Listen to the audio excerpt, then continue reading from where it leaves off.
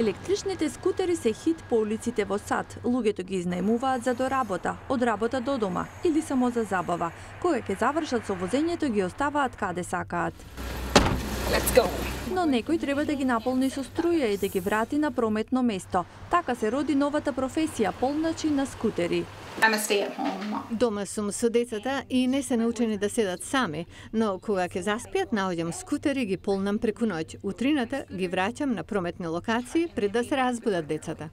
Шивали Шарма е полнач на скутери. Потребен ви е GPS и апликација за мобилен. Секоја ноќ самохраната мајка ги остава близнаците дома со родителите и со помош на GPS ги лоцира скутерите. Потоа ги полни со електрична енергија. Заработува по $6 по скутер, некогаш повеќе ако скутерот е подалеку. Нејзиниот камионет собира 29 скутери. Работата понекогаш исцрпува. Секој скутер тежи по 15 килограми, а има и конкуренција.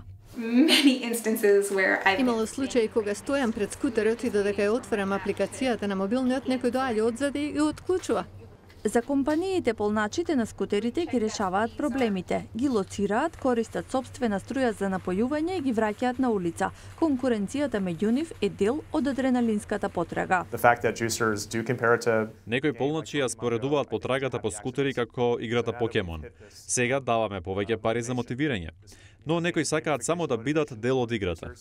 Како што изминува ноќта, компанијата Lime го зголемува надоместокот за напојување скутер. Компанијата планира да креира статуси на полначи како во видеоигра. Шарма, која наполнила над 1000 скутери, може да биде супер полнач. the money keeps me going. Заработувачката ме мотивира, но и потрагата по нив. А за да се најдат, треба детерминираност. Како што расте економијата, луѓето кои се спремни на се, наоѓаат нов начин на заработка.